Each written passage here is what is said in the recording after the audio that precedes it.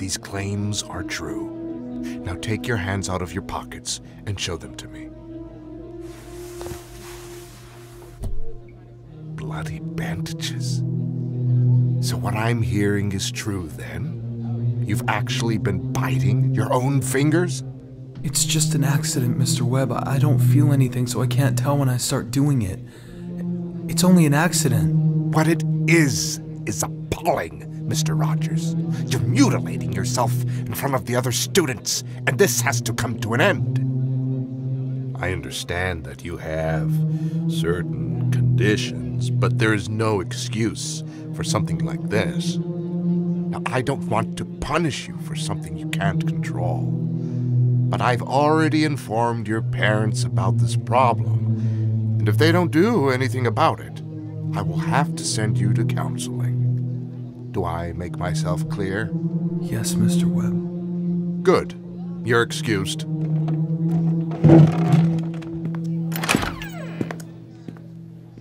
I can't really say that I blame him. It is pretty strange, I guess. I have this condition they call congenital insensitivity to pain. CIP for short. Anyways, when he told me that he informed my parents, I knew my mom was late because of Frank. He had a bad temper. He hated me to begin with, but any little thing would set him off into a violent episode. This was one of those times. Pardon the interjection, but while I have heard of CIP before, I know very little about it. So, you're saying you couldn't differentiate nail from flesh when this happened? No. I can feel a slight pressure, but not pain. It must be difficult living with this condition. It is. I can't tell you how many injuries I've had without even knowing it. Fascinating. Since the start of these sessions, I was under the assumption that being impervious to pain was purely a psychological shield of sorts. But I suppose we're getting off topic. What happened after your conversation with Principal Webb? I had to walk home, which took me about an hour. We lived in a more secluded area, not too close to the main city. On my way, I happened to look down into the ditch and saw what looked like the body of a little girl, wrapped in a blood-stained white sheet. I was just standing there. I didn't know what to do. I was fixated on the girl.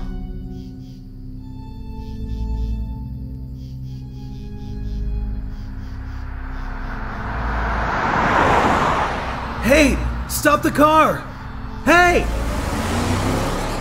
I tried getting their attention, but they just kept driving. I looked around for more cars, but there was no one in sight. When I turned back to see the body, it was gone. Just gone? There was no blood. The ground where she was laying looked untouched. It just wasn't there anymore. I told myself it was just some kids playing a prank, and I tried to forget it.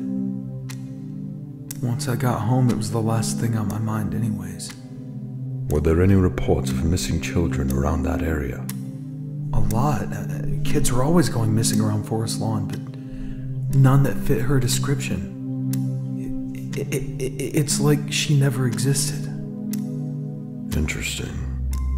Well, what happened when you finally made it home? When I walked in the door, I saw Lyra. I could tell that she was upset, and even though I knew the reason, I asked her why.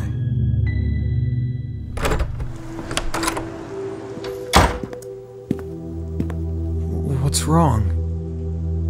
The same thing that's always wrong here. She looked up at me and I felt my heart sink as I saw the dried blood on her face. Remnants of a bloody nose. And her left eye was swollen shut. This happened to her because of me. Jesus, Lyra. What did he do? He was still mad because you hit him this morning. Then Principal Webb called and he just lost it. He slapped Mom. When I stepped in, he did this. Lyra, I am so sorry. Toby, stop. It's not your fault that he's a violent prick. Where's Mom? Up in her bedroom, ignoring everything. Again. And where is he? The garage. Frank would sometimes go out there when he was pissed off and wouldn't return for hours. He had a bunch of welding equipment and other tools that he used to fix cars. Lyra was praying that things